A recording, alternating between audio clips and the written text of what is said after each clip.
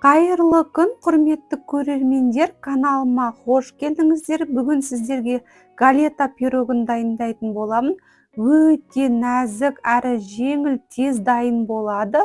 Менімен бірге жасап көріңіздер, және қысқы мезгілде жасасаңыздар болады. Кептірілген жеміс жидектермен. Ал ендеше бастайық. Бізге керегі ұн, суық су, қант және тұз, мұздатылған сары май керек болады. Ең алдымен құрғақ қоспаларын қосып аламыз. Електен өткізілген ұнға біраз қасық қантымызды және шым-шым тұз, мұздатылған сары майымызды ұнға бірінші аунатып аламыз. Содан соң үккіштің көмегімен өткізіп аламыз.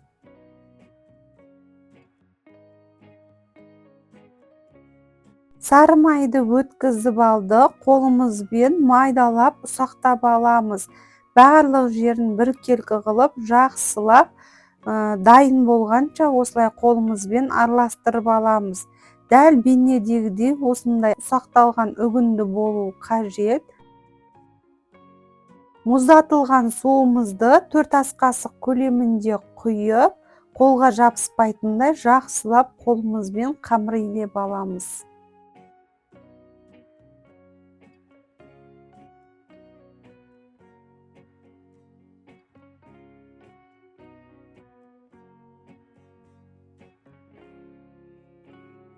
Қамырдың ұзақ уақыт бойы үйленудің қажеті жоқ. Ұнтақтары бір-біріне жабысып, қамыр болса болғаны. Думалақ форма жасап аламыз. Содан соң 30 минутқа холодильникке қойып қоямыз. 30 минуттан кейін дайын болады. Дәл осы бейнедегідей думалақ қылып форма жасап аламыз. Барлық қоспалар мұздай болғандықтан тез-тез қамырды илеп холодильникке қоямыз. Салмасын дайындаймыз. 1 ас қасық картоп крахмалы, 2 ас қасық қантты қосып, жақсылап біркелкі қылып араластырып аламыз. Әр түрлі жидектерді пайдалансаңыздар болады жаз мезгілінде. Мен қара жидекті пайдаландым. Қара жидекті жақсылап жуып, тазалап аламыз. Қамыр дайын болды. Мұздатқышта 30 минут тұрды. Ендігі кезекте бірден пергамент қағазын төсеп, ұнымызды сеуіп, қамырымызды думалақ қылып, 3 мм-дей қылып жайып аламыз. Үстіңгі жағына аз мөлшерде ұнымызды сеуеміз және оқтаудың көмегімен ақырын жайып аламыз.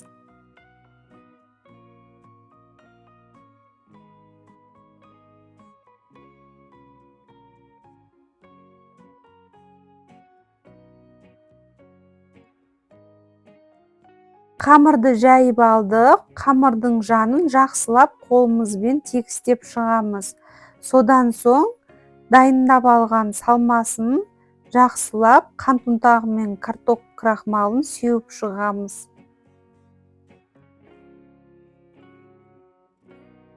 Дәл бейнедегідей қасықтың көмегімен жақсылап думалақ қылып орналастырып шығамыз. Қамырдың жанын қалдырамыз. Азыр салмасын салып болғаннан кейін жанын орап шығатын боламыз. Сондықтан қамырдың жанын қалдырып кетеміз. Енді үстінен қара жидектерімізді біркелкі қылып тізіп шығамыз рет-ретімен. Жидектерімізді орналастырып алдық. Қамырдың жанын ортасына бортик қылып жинап, орналастырып шығамыз. Тура бейнедегідей.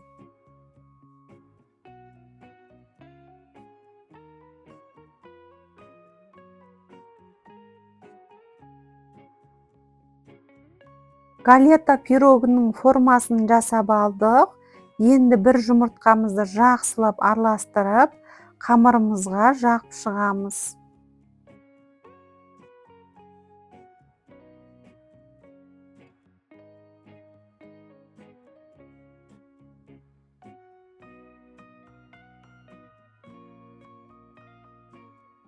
Үстінен қант ұнтағын біркелкі қылып сеуіп шығамыз. Осымен біздің галета пирогымыз дайын болды. Өте нәзік, дәмді. Енді осы пирогты ақырын противеньге орналастырамыз. Содан соң қызып тұрған пеште 180 градуста 25-30 минутта пісіріп аламыз. Өздеріңіздің пешкаларыңыздың ыңғайына қарайсыздар. Өте дәмді, пайдалы пирогымыз дайын болды.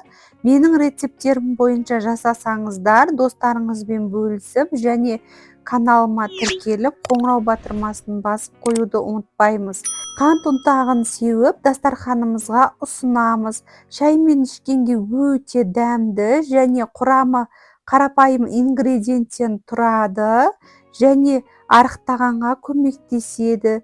Галета пирогы, французский пирог, қыстың күндері кептірілген жеміс-жидектен жасасаңыздар болады. Сіздермен болған Жансая, ендігі бейнеде кездескенше сау болыңыздар.